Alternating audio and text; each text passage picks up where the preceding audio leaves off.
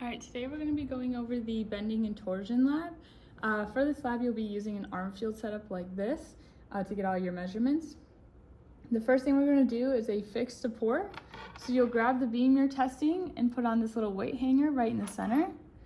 And then you'll stick it into your supports.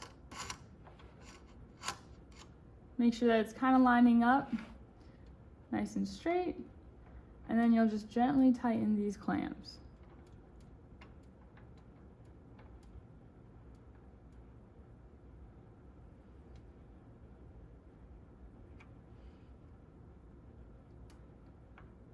And then adjust them as necessary. Then you'll want to use your gauge to adjust it until the measurement is reading 0. And then we'll slowly want to add our weight. You'll have these little hangers that you can use. You'll just hook it right here. And then you'll want to record your measurement. Then you'll add another weight.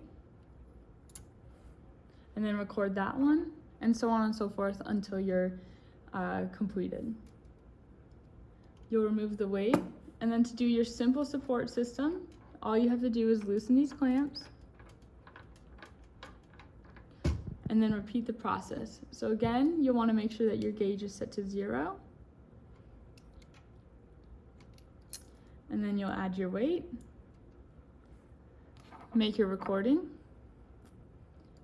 add another weight, and record that as well.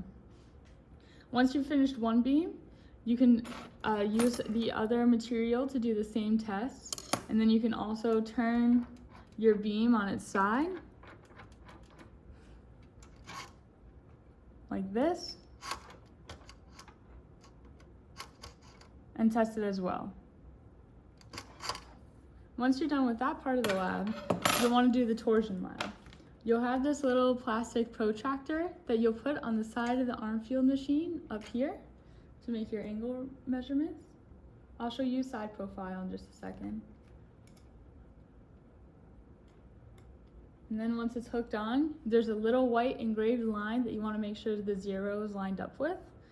And then you're going to do the same thing, essentially, that you did for the bending part of the lab.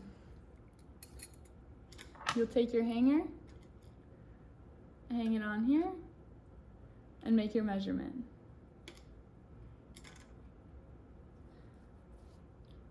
You'll continue to add weight until you get all the data points that you need.